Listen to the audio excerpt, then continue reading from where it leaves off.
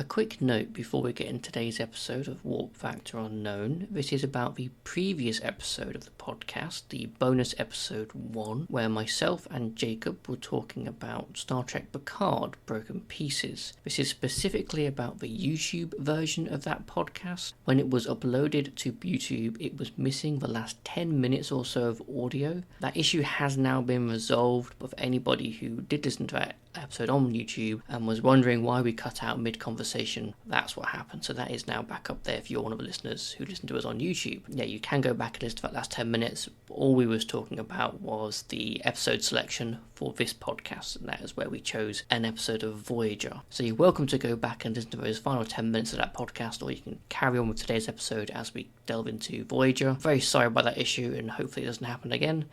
Thank you very much, and enjoy today's podcast. Hello and welcome to Warp Factor Unknown, the Star Trek podcast where we delve into the world of Star Trek for an unpredictable rewatch and discussion. I'm your host Dan, and joining me again this week is a guest co-host, Starfleet Academy's Parisi Squares team captain from 2335 to 2338, Jacob.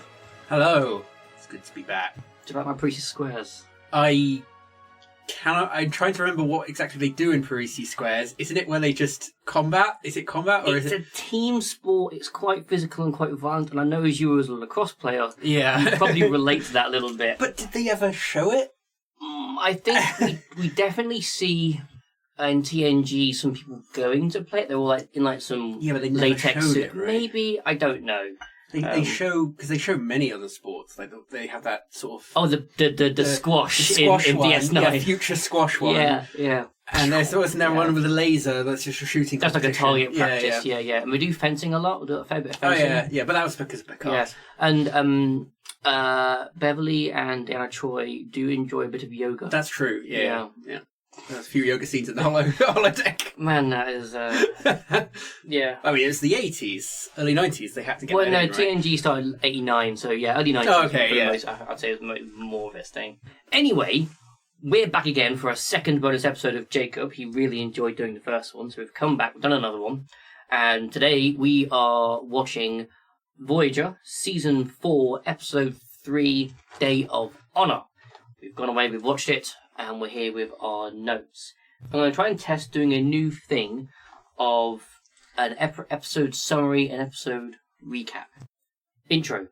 In Voyager's cargo bay, 7 of 9, the newly liberated Borg drone, seeks a duty assignment to alleviate her solitude. Chakotay, responding to 7's request, orders her to assist Chief Engineer Torres in modifying the warp engine for transwarp technology. Torres, already having a challenging day, strongly objects to having 7 in engineering, expressing her dislike for the arrogant newcomer. Meanwhile, Lieutenant Paris attempts to salvage his dinner plans with B'Elanna amidst her sour mood. Act 1. Janeway grants 7 of 9 permission to work engineering, placing her under Torres' command. Torres, resentful, questions 7 about the guilt for her Borg actions, receiving dismissive responses. Meanwhile, Voyager encounters Rahim of the Qatari, survivors of Borg assimilation. The Qatari request thorium isotopes and other supplies for their failing ships. B'Elanna, still struggling with her day, seeks solitude in the mess hall. Neelix attempts to lift her spirits and trying to get B'Elanna to reconsider observing the Day of Honor. In a holographic simulation, Torres initiates the Klingon ritual, but aborts it when faced with symbolic pain sticks and other Klingon trials. Tom Paris consoles her, urging her to accept her Klingon identity. Act 2.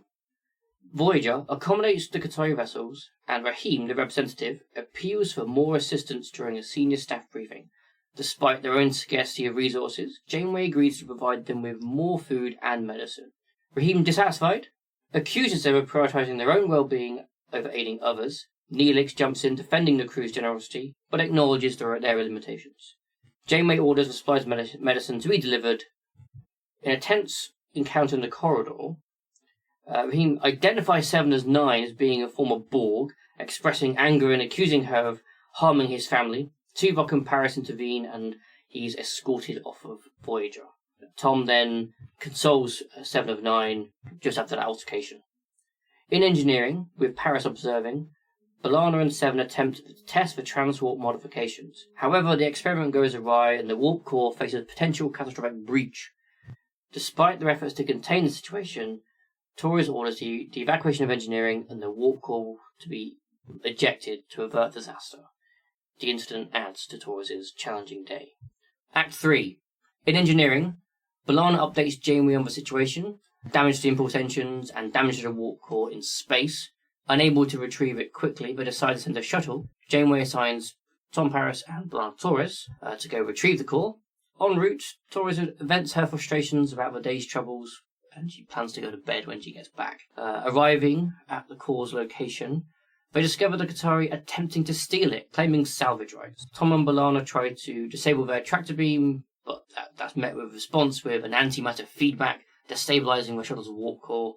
With only 2.5 minutes until explosion, they put on EV suits and beam away. They do send out a distress signal, however that signal fails as they watch the shuttle explode, leaving them stranded in space. Act 4.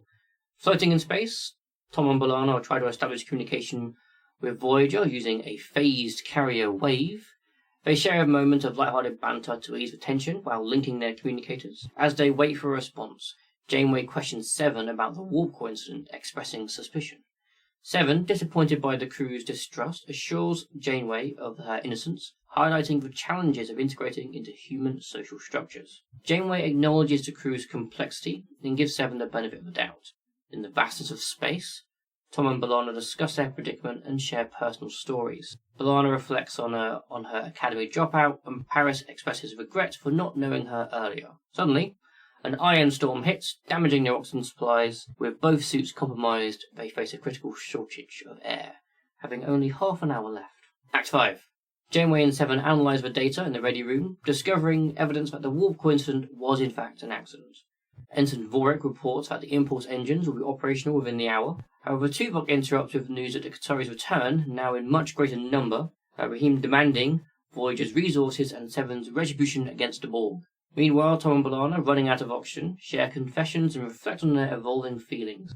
Back on Voyager, facing a Qatari threat, Janeway considers various options, Chakotay suggesting combat, highlighting Voyager's superior weaponry, Harry Kim proposing a negotiation offering supplies for the warp core. Seven volunteers to be a prisoner exchange. Janeway rejects the idea, emphasizing that Seven is now part of Voyager's crew. Janeway decides to prepare for battle, but in doing so, Seven suggests an alternative plan, sharing technology based on thorium. Seven reveals her assimilated knowledge on replicating thorium isotopes. Janeway, realizing the potential for the unexpected act of kindness, instructs Seven to work with Ensign Vorik on the replicator while she extends the offer to the Qatari. Ending. In the science lab, Seven and Janeway present the completed thorium replicator matrix to Rahim, initially slow to comprehend, but then finally realizing its significance, the ability to replicate more of these devices. Seven clarifies the process, and Voyager's then free to go with their warp core. Meanwhile, B'Elanna and Tom, near unconsciousness due to their depleted oxygen, share a final moment in space.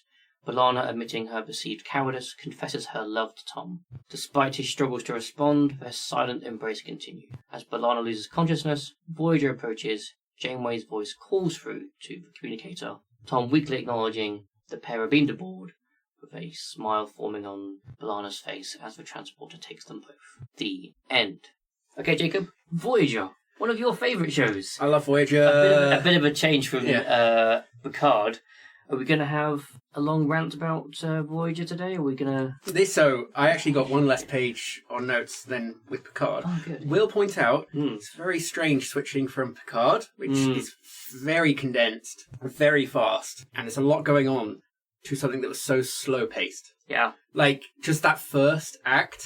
where it's where they're introducing you have Seven of Nine talking to Chakotay, and then you have then she does the stuff with engineering, and then B'Elanna's moaning in the engineering.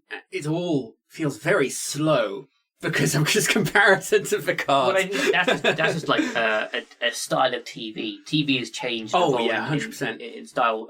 Well, I guess it's just also because now, like, if it's all streamed in one go, you don't need these cliffhangers between ad breaks. No, you don't. So. It kind of like it's always condensed. It's basically 4 mini things in an hour. Yeah. in this. Whereas Picard, it's just like the full thing. Definitely something to be said about modern TV and streaming. The shows are more concise. Right. Or they can be. Like, I mean, it doesn't help that, like, when they made Voyager, you have to do about 20 odd episodes per season, and the filming time was super tight. Yeah. Like, I think they had to do all of them within 3 months or something. And there's pros and cons to both kind of having lots of episodes and then very short series. Yeah, I don't know. I don't prefer one over the other. I would say that, at least with this episode, it can be a bit tighter. Yeah. But I like it, the structure. It's not completely like... It's not overwhelming, where it's like with Picard, it was like, oh, there's 3 different plot lines, and they're all sort of loosely interconnected. And then this one was like 2 major plot lines, and they all contribute to the end of the episode. Maybe the show could have done with which was great. A C plot as well. So just something else going on as well. I think it's too much. I do think it's too much. Depends. It depends, though. This was there was 2 main themes here. Yeah, it was an A plot and a B plot. Yeah, there was basically immigration. Yeah. Like, it was... Sorry. These poor aliens who have been displaced, and they need supplies, and they need help. Yeah. Very relevant today. And then it's character development for 3 characters, Tom Paris, B'Elanna Torres, and 7 of 9. Yeah. Which was lovely. That was nice, yeah. Yeah. No, let's hit the heavy one. Let's do it. Let's go in hard. Immigration. Let's do immigration. And it's kind of one of the beauties of Star Trek, is that it does hit very strong morals occasionally. And unfortunately, I'm going to say, some of those issues don't go away. Yeah. And they do sort of stick around. So, I personally completely understand the Chitauri's demands and what they're going through. They are desperate. Unfortunately, that desperation has made them kind of ugly as people, not physically, just sort of in the way they're interacting with, I'm going to say fellow citizens, fellow galaxy peoples. Well, they become dicks later on. Well, they do become dicks, but they talk about being turned away from other planets. They're seeking refugee status, but they keep getting turned away. And I reckon you probably got the exact same thought. Oh, exactly. Like it's very much reminiscent of the European immigration crisis, which has been going on for a few years now. I'm going to try and avoid weighing in on that because it's a complex issue. There's no right answer. It is what it is. The people come to Europe and they want a home, they need a home, and they're not always welcomed with open arms. I mean, yes, some of those people who do come, they are able to integrate into the societies they settle into. Sometimes they're not. There are heartwarming stories of people who become pillars of the community, and then there are ugly stories where they actively reject the culture they've moved into, and they're disruptive to the local community they've been settled into. And that's just not even touching about national politics. To all the various European countries, all the various governments have got their own various opinions and ideas on how to deal with that crisis. Yeah, you're right. It does cheapen it a bit at the end of this episode, because it's just like, oh, here's just the thing that's going to solve pretty much most of your problems. Yeah. It's like, that's wrap it up nice in a neat bow. Yeah, it's not really the solution. I mean, I get the concept of like, okay, how do we help these people? Well, can we somehow make them self-sustaining on their own from maybe where they have come from? I think that's the sort of lesson they were trying to say, right? Well, I think the lesson we're trying to say is that if you give these desperate people what they need, the basic building blocks of life, they will survive and they'll be fine and they'll be able to carry on. I guess the analogy would be for our the immigration crisis in Europe would be you give the people who are coming here shelter and food and medicine. I took it a different way. Oh, did you go? Yeah, I took it as just like, is it maybe you shouldn't be destabilising the countries where they came from? Like, definitely that it's as well. a foreign policy issue rather than I took it as a foreign policy fuck up for like the last 2 decades. Like 100% is you're definitely right. Is that if the countries that people, if we're sticking with the European thing, the countries that people are coming from, if their countries weren't bad, people wouldn't leave. Exactly. Leaving your country and walking and then getting on dangerous boats, that is not anyone's first choice. No. That's someone's very last choice. Nobody wants to do that. So if they haven't got to leave, they won't. So yes, you're right. Foreign policy and foreign aid. Well, especially cutting of foreign aid that has been, I mean, not really talked about a lot in recent times, but there's been a lot of cutting of foreign aid and the Middle East getting further and further destabilized, and you wonder why the numbers get so large. It's like, maybe we should have done something. It's also about like the correct use of foreign aid as well. The money has to be spent on ways that will actually change people's lives locally, creating stable infrastructure, stable healthcare systems, food production, all the rest of it. Make it so people haven't got to travel. Yeah, this is one of those times when we like, have these chats on this podcast that I'm always a little bit wary about. I don't want to weigh in too deeply. I am not an expert on immigration. I'm not an expert on foreign policy or anything like that. So how much authority I can talk with, I don't know. It's just sort of my personal opinions, I suppose. No, I also interpret it's like, surely it needs to like at least make you think about maybe what we have done. Maybe it was a mistake. Maybe we should have changed things recently. Like, I mean, yeah, you can work over immigrants, but maybe you should address the reason why they want to come here more critically. Yeah. Like, that's what I see it as. Yeah. Like, it doesn't matter what your opinions are. You need to look at the problem. Bigger picture. And understand it properly. You can't just say, like, a one-dimensional answer, because that's never the solution to anything these days. No. Like, that's just naive. One piece of policy and one bit of legislation won't solve any issues. Yeah. But some of these issues, some of the reasons why these countries are destabilized go back, 100 years more, back at the time of empire and colonialism, and the sort of building blocks of the problems that these countries now face were set about by European powers. That is a fact. That did happen. Europe went around Africa and they drew lines and they took up resources and moved people around and all the rest of it. And again, I wouldn't say I'm an expert in history either, or colonialism, but that is, the broad strokes, kind of what happened, and it sort of set the foundational work for problems down the line. Here we are. But Star Trek solves it with a single in story. 45 minutes. Yeah, in 45 minutes with a single thorium isotope generator. Let's go. Well, you're right. Like Star Trek is not there to sort of give the answer to. But I think I thought that. But like I said, the general answer it gave, I think, is not a bad one. It just didn't help that it's like in the last.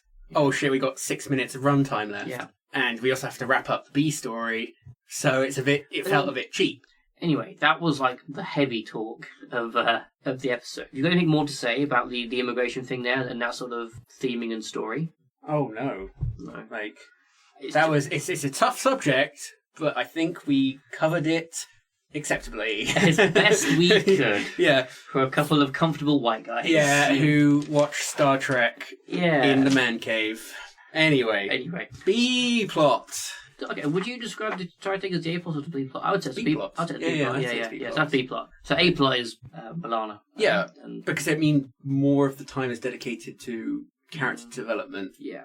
On those three characters. We haven't actually said. Do we think? Do you like the episode? It's a good episode. Yeah, totally. Like, is it one I'd recommend? Yeah, definitely, 100%. Yeah, I agree.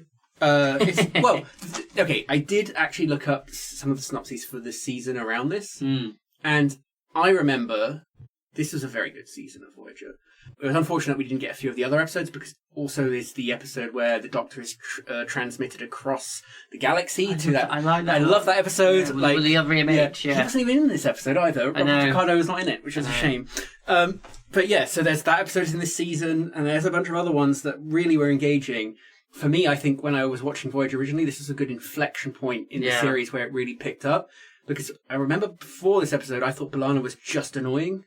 Like, she's just angry all the time, and she's a bit of a bitch. Then, like, you do this, and it's like, oh, there's sort of an emotional weight there. I liked her character more after this episode. And this episode just kind of came out of nowhere. So it was nice for me, a nice character change. So it was a good development. That's when I watched it a few years ago. So... Yeah, I mean, I always liked B'Elanna. She's one of my favourite engineers. Like, she's great. I loved it. What about the Irish guy? Oh, Miles O'Brien. Oh, he's great. Yeah, Brian is the best. I didn't say she was the best. I said she was one of my favourites. Yeah. We're not going to rank characters because they're all good. They're all good. Yeah, we're not going to. Maybe a bonus episode. No, I've always liked B'Elanna. I always liked how she came into Voyager. Obviously, she was a Marquis. She didn't finish the academy. She's not Starfleet. And I realised in the early seasons how she would call... Maybe it carries on for the entire show. I can't remember. She calls Harry, Kim, Starfleet all the time. That's her nickname for him because he's so prim, proper. He's basically the public schoolboy of the crew. and he's hook, line, and sinker Starfleet, and she's more real world, down to earth sort of thing. Do you know what I mean? So I always liked that how she didn't quite fit in with the sort of with the crew, but she made After it work. this episode, she does kind of just fit in, right? Or she's a bit more natural. There's less friction. I wouldn't say. I don't know. I mean, I've not watched Voyager in its entirety for a long time, so I can't say. I don't know, but I think she still has that sort of that kind of friction. I mean, in this episode, she refers to Seven. I know Seven's just come onto the crew, which says, "Oh yeah, I sent the Borg back to her cubicle. She won't come back," sort of thing. So she's alcove. Yeah, the alcove. Yeah. So even in that, she's not professional. And when Chakotay comes and asks about Seven in the beginning of the episode, she shoots him down, and he has to pull rank, and you know what I mean. Like she fights against the system. I don't think that ever quite goes away. I quite like that. Did you notice one other thing is when you're a chief engineer, how many stars do you get? I don't know. Is it 2? I want to say 2 pips and a black one, like 2.5. But did you not notice her? Yeah, it was square. It's a stripe with like sort of jewels. Yeah. It's 2 jewels stripe. Yeah, I did notice that. And I was like, is that because she's like a Marquis? Yeah. Is it because Marquis also have their own? Well, sort of like Miles O'Brien, he didn't go to Starfleet Academy. He's a non-commissioned. He's a regular guy. Didn't he have? Yeah, he had rank, but he didn't. Sort of like how real world militaries and people go to officer school. Yeah. And people go to just basic training. I mean, like the officers of a different class. Most of the crew we see in Star Trek have all gone through the officer school program. Starfleet Academy. O'Brien didn't. Obviously, B'Elanna did, and she dropped out. Yeah. So maybe it's that. Yeah, I just thought it looked more Marquis. It's maybe sort of like the style. Sort of like how Worf has his big sash. His sash. Or it's more like a Klingon thing.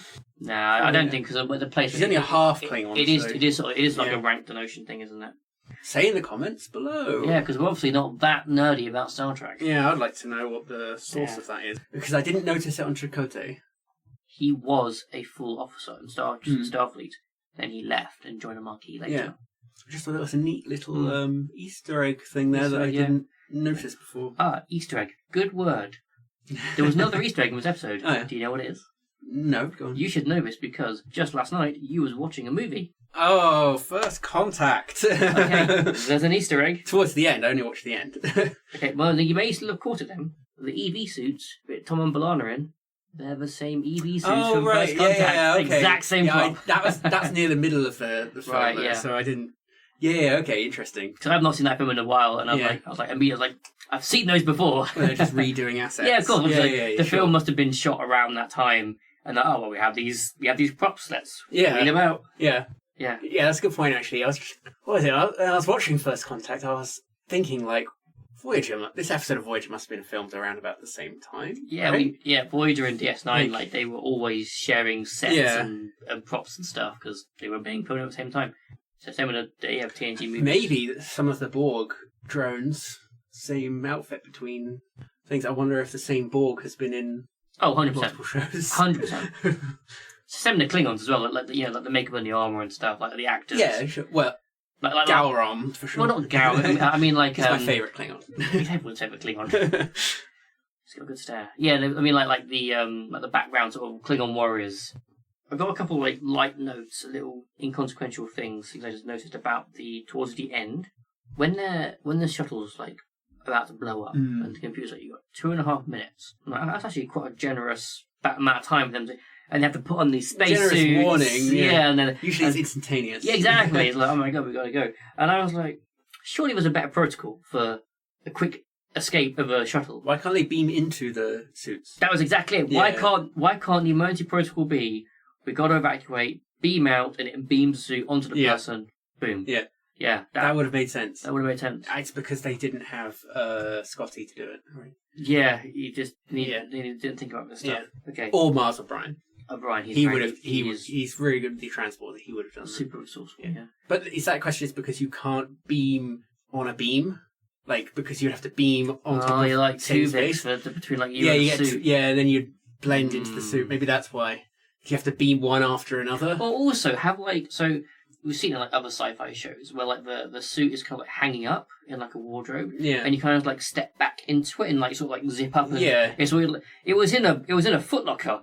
all the trousers were all separate, and like, it would take that would take minutes to put on. That is not a quick process. I would say that's a very inefficient way of storing a spacesuit. Like that should be in a back room, which is an airlock to exit the shuttle, not just. Or we'll just throw it in a footlocker. It's all right. A very small escape pod. Yeah, something like that. Yeah, that was a bit weird. That was a bit weird. It was contrived. Yeah. Yeah. Okay. The other one, we have a little note when they've now beamed into space and they're trying to communicate a Voyager and it's not enough signal. And Tom says, "Oh, why don't we do the thingamajig to combine the signals?" And blah, blah, blah. And B'Elanna comes close to his suit to combine their signal strength to make a super radio or whatever it is. And she says, "Oh, I wish I had a hypo spanner." And she just presses a few buttons. That would make it so much faster. What's the spanner going to do? What is she doing? She's just pressing a few buttons. Yeah. I feel that was the props guy couldn't make the thing in time. Yeah, but we'll totally. keep what was written in the script. yeah. I mean, it was a good line. Or maybe she was just joking. It's like, if only I had more stuff. I got some cool points. Yeah, I like the Klingons. Like the Klingons reference is great, and they reference a Targ, which is a classic. Klingon dogs. Klingon reference, but I never know entirely what one looks like. Think of like a really angry wild boar. Okay, so it tastes like boar. Is what you're eating. Heart, pig heart. Okay, yeah, cool. And then they also mention like Moloch, the drink. Yeah, never heard that before. Yeah, what is that? Or Cadis's Grail. Never had. He had a Grail? I know. He probably had several. So. Well, yeah. I know he had like his famous Batleth. Yeah. I wanted to know what Mutlock was. Yeah, I don't know. I assume it's an alcoholic drink. We'll have to go to the Klingon restaurant and find out. Yeah. No, blood wine, right? Yeah, I don't know what blood wine is. This is wine with blood in it. Yeah. It's probably Targ blood, actually, isn't it? They also... See, I didn't realise... I didn't think you could eat and drink on the holodeck. Why not? Because it's not properly physical. So right? Or is it a replicator? That's it. Right. The holodeck is just kind of a replicator. Okay, so it is real food. Yeah. It's replicated. Okay. Yeah. How does it know to replicate what Mutlock tastes like or a Targ tastes like? Because I remember from an episode of DS9 where they would not use a replicator to generate the blood wine because it's not proper. It needs to be properly brewed. Yeah, but I suppose some Klingons are more anal about traditions than others. Okay. So some Klingons care more than others. Yeah, sure. So some Klingons are fine with replicated blood wine or replicated Targ heart. Why can't you replicate the money? Why can't you print money? No, because what is it that all of the Ferengi are after? They're always after. Yeah, they gold press latinum. Yeah, they all gold press latinum. Why can't you replicate gold press latinum? Why can't you print paper money, Jacob? Well, because the technology doesn't allow you to. Replicator. But I assume the replicators, especially Starfleet replicators, don't allow it. Yeah. Maybe there's some kind of quantum signature that's imprinted on every piece of gold place latinum. Yeah, maybe. So why doesn't Quark replicate the alcoholic drink in his bar? But see, that is a great question. Because in DS9 you have Quark's bar, and then just next door you have the Replimat, which is it just has 4 replicators there, and you can just go and get some thing. And the answer is ambience, I suppose, gambling, talking to Quark. Okay. Yeah. There are some things in Star Trek you just gotta buy. Okay, and, sure. People want to go to a Quark's bar. I wonder if Lower Decks ever goes over that. I don't know, maybe. It would be something Lower Decks would briefly mention. Yeah. Oh, well, yeah. So, about the Klingons in the holodeck, the Day of Honor, the Klingons have to explain, what the process is, what this ceremony is. Oh, yeah, you're going to hit this Targ heart, and then you're going to get hit by some pain sticks and walk over where this is going. I had the same point. And I'm like, if it's a yearly tradition, surely B'Elanna has done this before and she knows what it is. No, but she says later her and Tom designed it.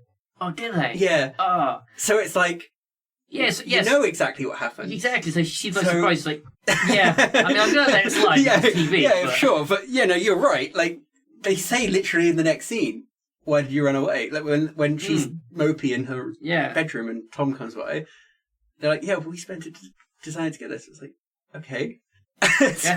So why were you confused? Oh, maybe she just forgot how crap Klingon stuff really was. She's like, it's actually bollocks. I don't want to do this. But the way she says it in the holodeck as if she was the first time she'd heard it. Yeah, the first time she'd heard of it, and it's like, oh no, I actually don't like this. It might have made more sense if another character had been there, like Tom or Neelix. Yeah, and they were explaining to them what's going to happen. Yeah. exposition character. Yeah. Someone for the audience, for us. Yeah, exactly. Yeah. No, that was a bit weird. I will. Yeah. That was an unusual one. Tom Paris is really horny. Yeah, he's like the William Riker of but William. Voyager. Yeah, but like in this one, it's really like in your face a lot. Like he comes first thing. Oh, are you coming to dinner? Like, and she's like, no. He's annoyed, right? Yeah. Then he goes to her bedroom. Mm-hmm. She's mopey. He gets really annoyed. Then after he talks to Seven in a sexually suggestive way, being like, yeah, I can help you. Yeah. And then he eventually gets it at the end in the spacesuit and he's like, oh yeah, okay, now I'm going to pick her. Well, so I also got that vibe when he talked to Seven as well, but I kind of have to believe that wasn't the intention that Paris was going for the character. That he was genuinely trying to be sincere, but just from us as a viewer, it just unfortunately came across that it looked a little sexual, but I don't think it was supposed to be. It came across as if he's like covering his bases in case it didn't work with B'Elanna. Maybe. Which... But also, I was thinking as well, I was like, oh, well, Seven, this is the first episode with 709 where she's not like fully Borgified. Yeah. Where she's first part of the crew, so I was like, everyone around her is still thinking her as like the Borg. Even Tom, I know he's trying to be nice, but I reckon, I don't think even he would have thought. He just liked what she was wearing. Didn't the Doctor design that outfit? Did he? I think he did. Okay. I'm pretty sure, if I remember right, I've not seen the episode, I'm pretty sure the Doctor, he obviously made her less Borgy, and then gave her some clothes, all the clothes. So what you're saying is that practical. Robert Picardo, his character, is the horny one because he made 7 of 9 wear skimpy outfit. I'm not saying anything. I'm just saying... Don't give those EMHs anything. You talking about Tom and, going talking to B'Elanna and stuff and, getting pushed away and whatever. I really have some big issues. Some actually quite big ones about how he blows up at B'Elanna for having a bad day. Yeah. We all have bad days. Everyone has a bad day. But he was horny. And he does not understand. He's not compassionate at all. Sometimes, just sometimes, people need a little bit of time alone and not be pressured. Sometimes you just got to be grumpy. Just be upset for a little bit of time. If B'Elanna had been in a bad mood for a week or more, and she's been avoiding him and pushing off dinner plans and dates for a whole week or more, I can see it, how that might then start putting strain on a relationship. But it was first thing in the morning when he first spoke to her, and he started getting a bit grumpy. And when he came and saw her in her quarters, it might have been, 6-8 hours later? It's not that long. And I'm like, I feel like he was a bit pushy. And in her quarters, he comes in and he brings up a Day of Honor, and she says, do you mind if we talk about something else? He says, as a matter of fact, yes, I do. I'm like, no, that's not a healthy to be contrarian, thing you've got going on there. Please, to be contrarian, please. He did also say that they'd spent weeks designing that holodeck thing for the Day of Honor, which was meant to be special for her. Yep. And then she blows it off. Totally. And she doesn't do it in the end, but he was doing it for her, and yet she's just like, I don't want to do it anymore. Yeah, totally. And over the course of weeks, which I completely understand that, but I guess from what I'm seeing is that she's only in a bad mood today, and his first reaction when someone's in a bad mood is to him be grumpy about it, as opposed to try and be understanding and compassionate and try and help your friend through this. Yeah. Or just give them a bit of space, a bit of time. Let them come to you, maybe. It's never clear exactly the one thing that makes her in a bad mood. Because it starts that she's already in a bad mood, and then it's just an increasing number of bad things. Yeah, so the episode starts as she said, X, Y, Z's happened, and also it was Day of Honor thing. So I think a few things have put her in a sour mood, and then the day gets worse and worse and worse. What's also part of this bad day is her, let's say, boyfriend. I think they're probably together at this point, or romantic interest. Interest, yeah. He's not being supportive. He's also being kind of an antagonist to her. He's not helping her through any of these issues. I guess from his view, he was like, I'm going to help you do the Day of Honor because it's something that you want to do as a Klingon. Yeah, maybe. That way. But... so yeah, I didn't like that, so I really didn't like how he was reacting to her being upset. Well, here's the next point, though, related to this, but at the end. She finally okay, fine, I love you, right? But he never says it back. Oh, God, that annoyed me. Does he not say it in another episode? He must do. He must have done, right? The writers were so obviously going for Han Solo. Yeah, I don't want to commit. I know. Yeah. Like, oh, no, yeah, no. I don't want to commit to it yet. Like, Tom Paris kind of is the Han Solo character, but I felt that was a little too... that was a bit awkward, and it wasn't as well. You can't pull it off as well as Harrison Ford. Yeah, so. it was a little clunky there. Yeah, but that's my bigger question: is did he say "I love you" before? Because otherwise, it's weird. Then I agree he's being a dick and dragging her along because it's like, okay, you go through all that effort to be with her, you act a bit shit, and you're finally dying in space together, and it's your beautiful last moments together, and she's like, finally, I have to say I love you, and then you're just like. Cool. Yeah. Well, I can't remember what he actually says. Now, it makes more sense if in a previous episode he had already declared his love for her, but then she didn't say it back. Yeah, that makes sense. Then that would make sense. Yeah. But I cannot remember if that was said before. The last episode was for 2 parts where Seven joins the crew, which is... no, the last episode is a one-off. Oh, maybe it is. I can't remember. Yeah, the last episode was a one-off, and it was... The first episode of this season was the follow-up of the season, joining season 2. Okay. Yeah, Scorpion Part 2, and then it's The Gift. Oh, okay. Right, That's when they got rid of Kez. Oh, yeah, we did get rid of Kez. Okie dokie, fine. Well, that was my little rant about Tom's character. And yeah, you said like some of the themes of this episode were character development, and I didn't get that from him. I don't think he grew. Yeah, I don't think he grew as a character in this episode. Yeah, okay. Balana, yes. Yeah, Seven, yes, definitely. I agree. Even though he says that he hand-fists at the end, he says, I've changed as well. It's like... Well, that's over like several years, though. Yeah, that's sort of summarising it several years. But for me, I listed the 3 of them because it's also like... It's character development because it's the couple now, effectively, right? And I think after this, they are... together for the rest of the they're season. one of my favourite Star Trek couples. She has a child. They have a child later. Yeah. She gives birth on the season 7. Yeah. I remember at the end. Yeah. But so they like this is sort of the defining point. That's why I listed those 2 characters because I think it matters to them. A much better couple than the O'Briens. And the characters. I like the O'Briens. Miles. I liked the O'Briens. Keiko's... I prefer Keiko. She's not very well written. Or are we talking about the episode where she's suddenly really young?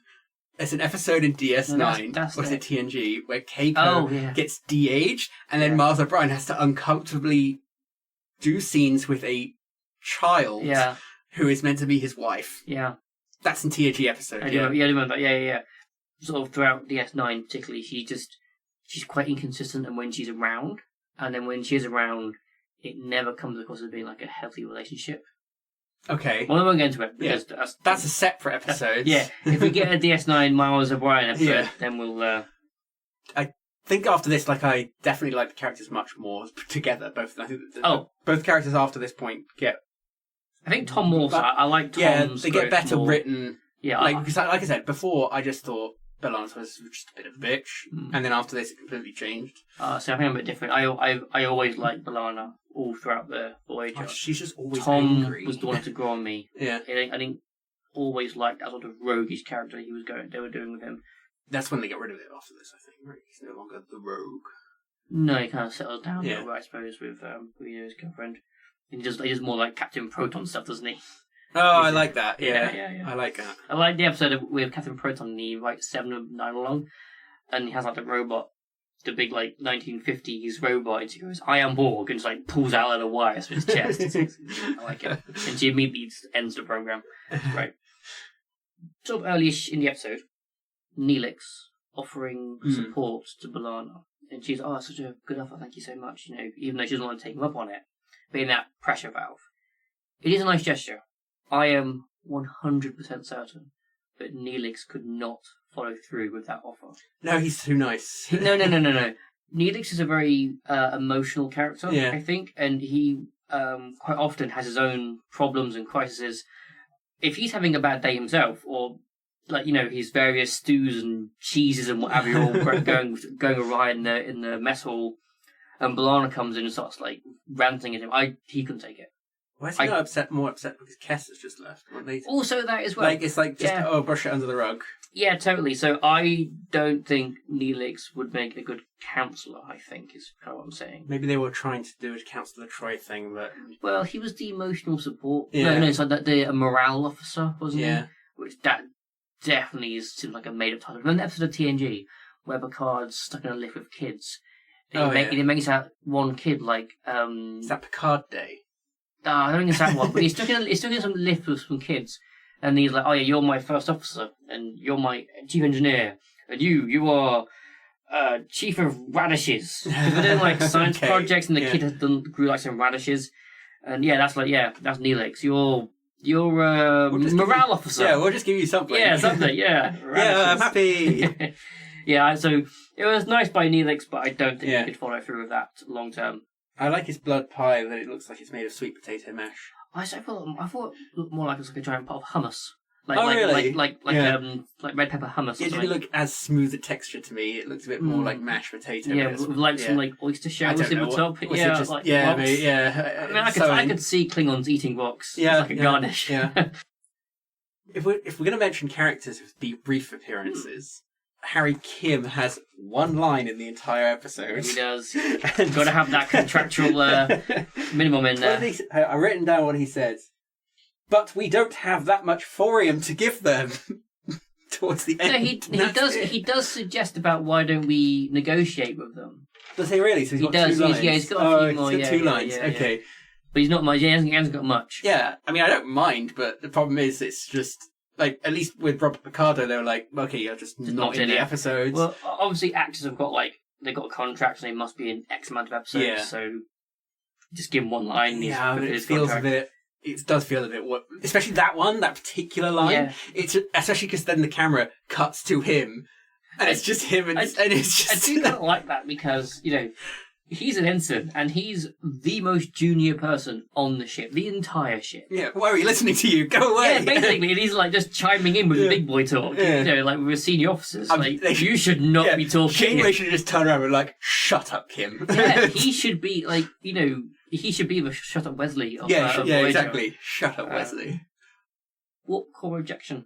I love that scene. Love that scene. That seems so good. It's cool, and I like seeing the warp core. The full design is really long, it's huge. And then, when it's got in the next scene, they're in engineering, and the warp core's not there. Yeah. That's great, I love it. I wonder how they filmed that. Did they actually take out... Because it's quite difficult to dismantle a set I'm going to say green screen. I'm it must be green. Cover it in green. Cover it in a green curtain, and it's fine. But I like that. It was really cool. They could have easily had a conversation in the ready room, and not on the engineering set. Yeah. But I like to have it on the engineering. I actually had a few questions about this. Do we have a warp core rejection in TNG? Don't think so. But I don't know.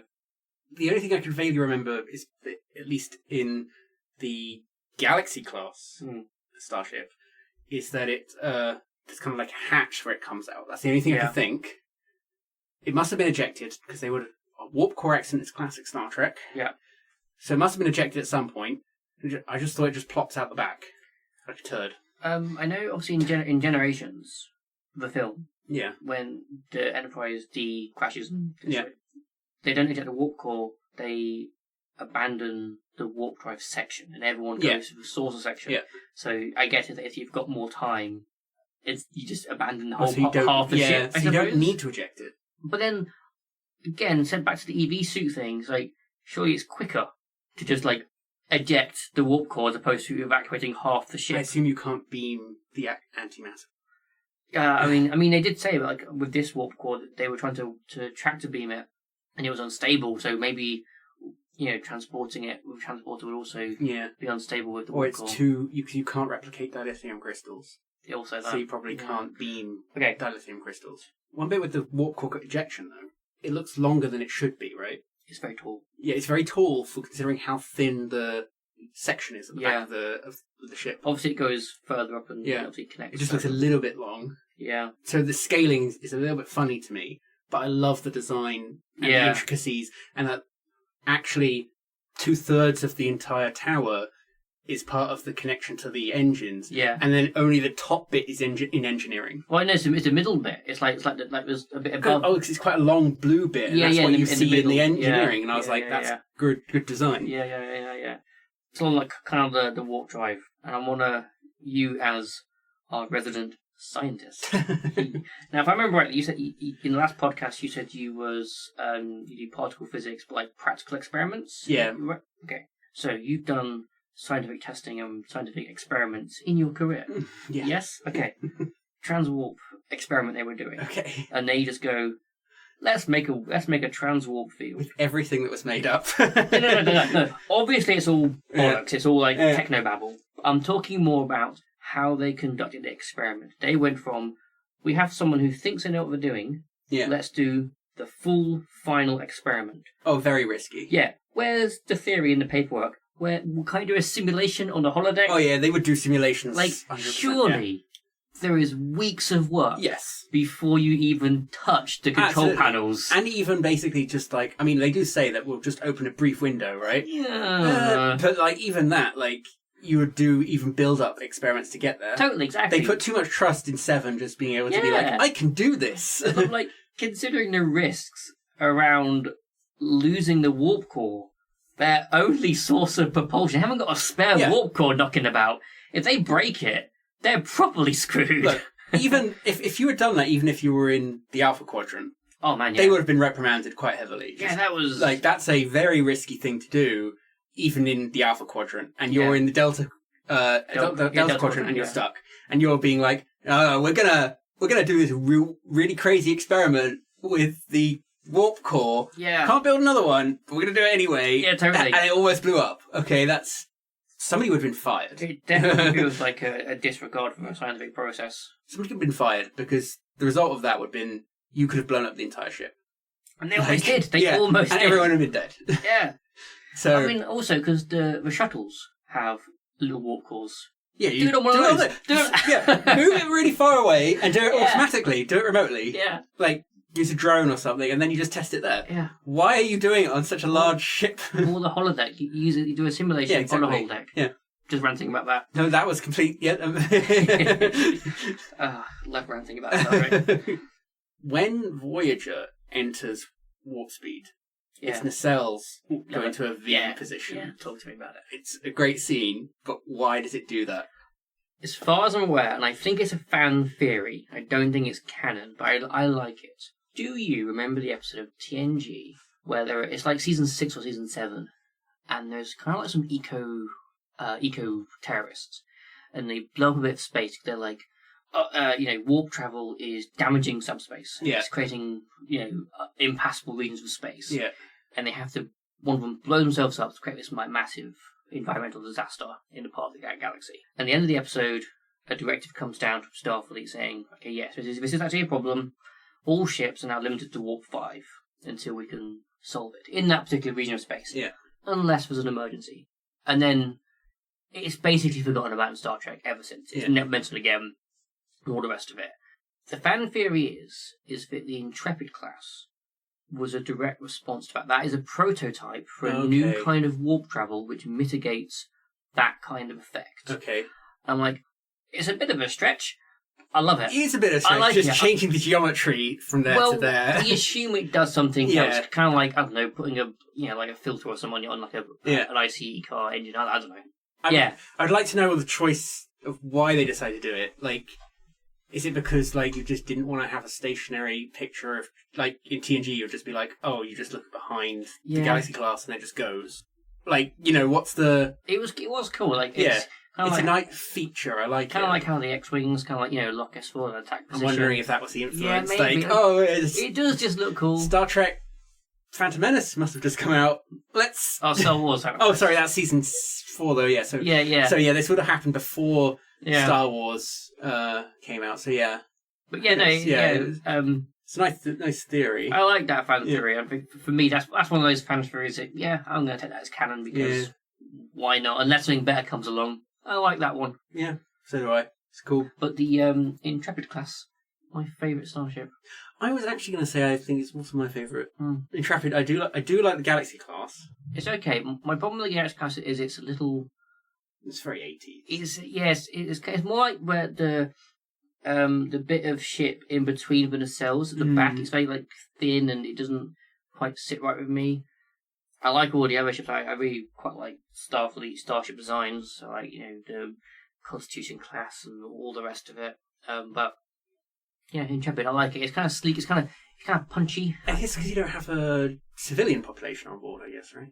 Also, that's only got a crew of like 140. Yeah, so it's more of a proper scientific exploratory vessel. Yeah, I believe I read somewhere or saw somewhere that the Intrepid class has all the capabilities and functionality of the Galaxy class, just smaller. Okay. Which I like that. Like, yeah, we're going to make just like all the functional parts of that ship here.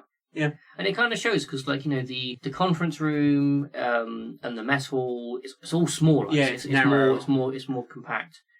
Except Janeway's ready room, that is massive. It's humongous. I love it. She's got a desk and a sofa. It's great. About the same size as Hasn't got a fish Picard, tank, though, right? though. Yeah, Picard's actually quite small. Yeah. But it looks quite small. But he has a yacht. A yacht and a battle bridge. Yeah, I think Janeway's not got a battle bridge. Yeah. Battle bridge. They do. They use that set like twice. Yeah, it doesn't get much love. Basically, like every show, they seem to like give a ship like a unique feature. Like the D can separate, and Voyager can land on planets, and it never lands on planets. Voyager lands on planets. Yeah, it can go in atmosphere and it can land. And we do it like twice. Yeah, it lands a few times. Yeah, like that should have been like every other week. We got Captain's log. We've been on this planet now for a few weeks collecting supplies and stuff, blah, blah, blah, blah, blah, for our long journey. And then they take off, and that's how we should do if you have the season on the planet. I'd love to have done a movie with the Voyager.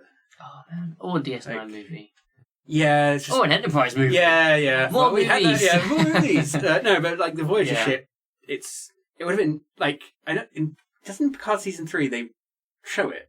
I believe it's in the... Because they had that museum of ships, They got the Constitution class there, and the NXO they had the D. There. Yeah. And it's like, it would have been nice if they'd done let's go on the Voyager class, like the Intrepid class ship.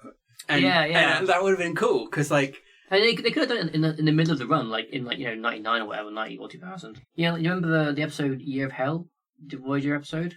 This is the one where they're running bare minimum resources. Yeah, and like everyone's hair is like all scruffy. Yeah. I think it's like a time travel thing as well. Like someone's like altering space time. Oh, but that's towards the end. Yeah, right? That's when you get old Janeway. Yeah, no, that's at the very end. Anyway, they could have done that two-parter as a movie. It would have been great. Yeah. Anyway, I do love that shit. In another timeline. Maybe just quick continue on the ship design. How do you like the shuttle design? Because it's different. Because the TNG one's more boxy. It's more sleeker.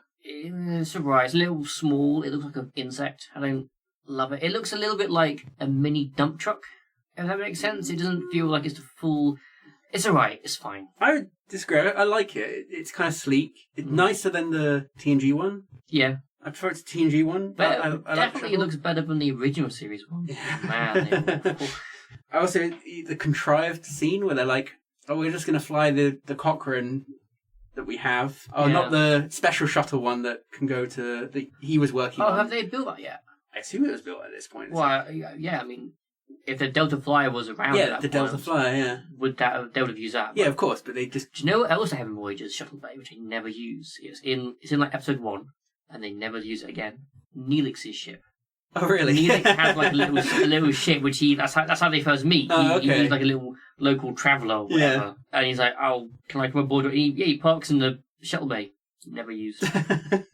Maybe that became Delta Flyer. I can only see, in my head canon with the Neelix's ship, I'm like, they just they tore it down from scratch, basically. I was just thinking they were just like, Neelix is over there. We just quickly eject it out of the back of Voyager and then we just go. Yeah. And then he just goes to the hangar one day. It's like, where's my ship? I don't know. Ask Harry. I don't know. Ask Chakotay. He's too scared.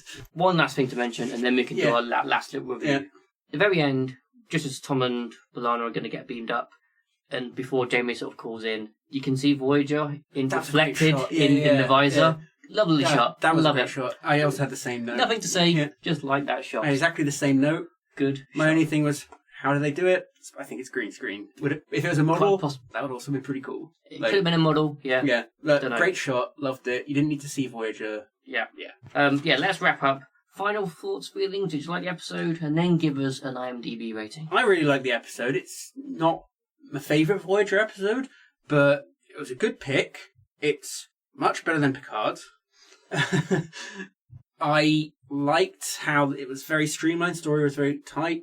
There was a few flaws I think we might mention. Yep. But, you know, I think overall it was like a nice tidbit. It's not a place to start for Voyager, but it's a good character building episode. Like I said, for me, that I think this is a very good opening to this season. It was a good season 4. Yeah. Yeah, I'd give it a rating probably somewhere between 7 and 8. Like, it's not... Well, you gotta go more. You gotta nail it a bit more it's than not, that. Yeah, but the problem... Like, what would you say is a 10 Voyager episode? This is the thing, is I want, if I'm going to give it like 8 or 9, you know, for me 9 or 10 is going to be the one where Robert Picardo gets beamed across the galaxy, Yeah, right? no, yeah, So, sure. or a Borg episode. But I mean, like, you can't do, like, in terms of, like, IMDb rankings, 7 and 8, that's a pretty big gap. So you gotta go get, like, you want it to be narrower? a 7 point something. 7.8.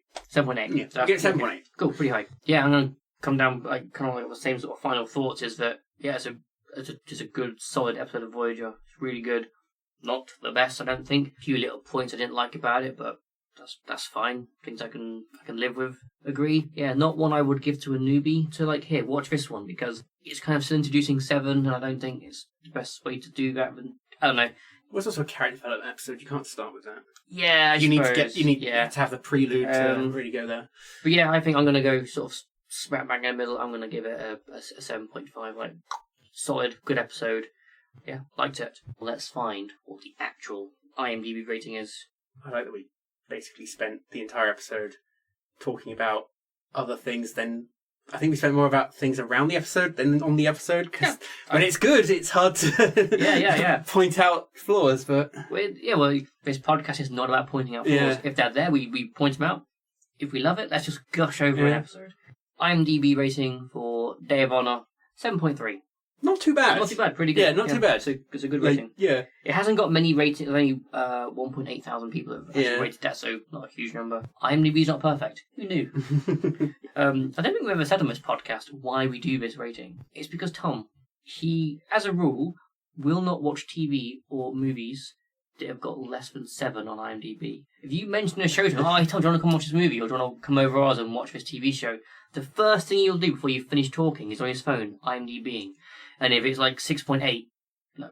So won't watch it. The takeaway that we get here is if anybody's listening, go on to IMDb and give everything a 10 out of 10. Yeah. Because then he will watch everything. No. He's been very good. He's not looking at IMDb before he watches episodes of Star Trek, and it's been kind of great. And like sometimes he's rated some quite high, and he's like, wait, that was a 6.2? And you know what I mean? Like he's proving that you shouldn't just listen to reviews because you can find other things you might enjoy about an episode.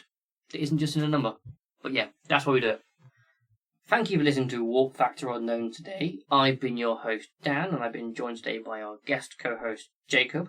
Today we talked about the Star Trek Voyager episode, Day of Honor, which was from Season 4, Episode 3. Please join us again when we dive into the Star Trek universe. We don't know what we're discussing then. We'll find out when we get there. Thank you so much for having me, Dan. I'll be back for another bonus episode at the end of next season. Unless everyone hates you and you never come back again. Damn it! Okay. Yeah. Thank you so much. Thank you so much for having me. If no one likes your first bonus episode, the second one's not getting released. Thank you so much for having me. It's been fun. No, it's been good having you on, Jake. Yeah. Thank you. Thank you. Bye. If you'd like to contact us, please email us at warpfactorunknown@outlook.com. That again is warpfactorunknown@outlook.com. The music we've been using for these episodes is called Starfleet Command by Jeff Harvey, and you can find more of his work on pixabay.com.